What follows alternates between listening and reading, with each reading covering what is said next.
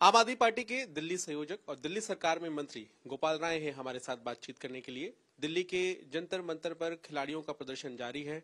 9वां दिन है आज और ऐसी स्थिति में आम आदमी पार्टी ने यह ऐलान किया है कि 360 गांव के जनप्रतिनिधि अब जंतर मंतर जाएंगे और वहां समर्थन करेंगे खिलाड़ियों का। साथ ही साथ केंद्र सरकार और भारतीय जनता पार्टी पर भी आम आदमी पार्टी के नेता गोपाल राय ने सवाल खड़े किए हैं। वो हमारे साथ बातचीत करने के लिए जुड़ गए हैं।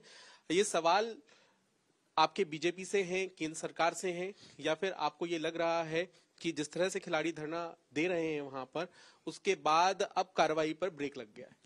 नहीं, देखिए, जिस तरह से खिलाड़ी 9 दिन से धरने पर है, जिन्होंने इस देश के आन बान शान के लिए अपना जिंदगी समर्पित किया, जिन बेटियों ने इस देश का नाम पूरे दुनिया के अंदर रोशन किया, वो 9 दिन से जंतर मंतर पे सड़क पे बैठे हैं और पूरी भारतीय जनता पार्टी मौन है।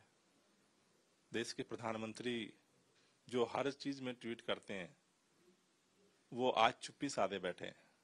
एफआईआर तक को सुप्रीम कोर्ट को आदेश देना पड़ा था, एफआईआर हुई है। एक ही बात देश चाहता है कि भाई उनकी बात तो सुनी जाए। सरकार उनकी बात क्यों नहीं सुन रही है? उस पे उनसे संवाद क्यों नहीं कर रही है? उस पे कार्रवाई क्यों नहीं कर रही है? और ये अब धीरे धीरे लोगों को महसूस होने लगा है कि खास तौर से वो देहात से आते हैं, गांव से आते हैं, तो ऐसा लगता है कि भाई केंद्र सरकार की इतने लोगों के बैठने जंतर मंतर पे हमारा क्या बन बिगड़ जाएगा, क्या होगा। उनको लगता है कुछ दिन में थक खा करके वापस चले जाएंगे। तो ऐसे में अब लोगों का आक्रोश बढ़ रहा है।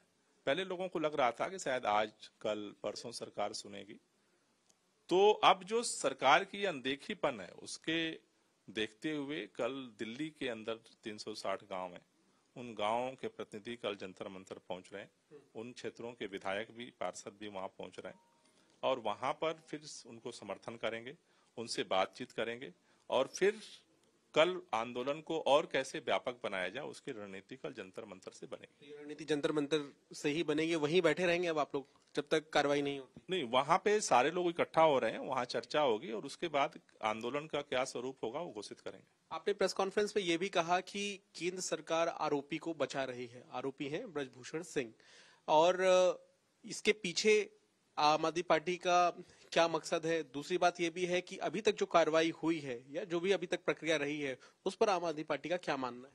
नहीं, देखिए, ये बहुत स्पष्ट है, मेरे ख्याल से कोई चीज छुपी नहीं है कि अगर एक सामान्य प्रक्रिया है भारत के अंदर कि अगर किसी भी तरह से कोई कंप्लेन करता है तो उसके खिलाफ एफआईआर दर्ज होती है, उसकी फिर इंक्वायरी होती है, कार्रवाई होती है।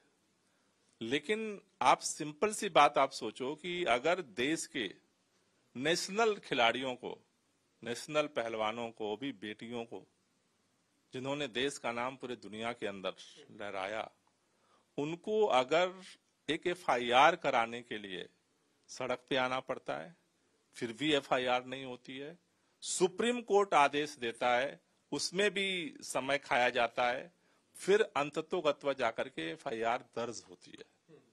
तो ये तो तथ्य अपने आप साफ दिखा रहा है कि इस देश के अंदर भारतीय जनता पार्टी और भाजपा की सरकार, देश के प्रधानमंत्री 2 तरह के संविधान और 2 तरह का कानून बनाना चाहते हैं। भारतीय जनता पार्टी का कोई भी नाम जुड़ जाता है तो उस समय सारा सिस्टम, सारी एजेंसियां, सारा, मैं आमतौर पर टीवी पे देखता हूं भाजपा के नेता हर समय चिल्लाते रहते हैं, कानून पे विश्वास नहीं है आपको, एजेंसियों पर विश्वास नहीं है। विश्वास है तभी तो वो गई थी, तभी तो खेल मंत्री से मिली थी। मुझे लगता है कि देखिए, ये तो धीरे धीरे हर घटनाक्रम में ये तस्वीर साफ हो रही है कि भाजपा के लिए हर चीज के लिए दोहरे मापदंड है। लेकिन आज वो सड़क पर हैं, उस पर प्रधानमंत्री जी को उनसे बात करना चाहिए और उनकी जो मांगे हैं उस पर तुरंत कार्रवाई करनी चाहिए। बहुत बहुत धन्यवाद। आम आदमी पार्टी ने ये स्पष्ट किया है कि वो अब जन समर्थन के रूप में जंतर मंतर जाएगी और वहां पर केंद्र सरकार और बीजेपी पर दबाव बनाने की कोशिश करेगी। कैमरामैन अंकित सिंह के साथ पंकज जैन, दिल्ली।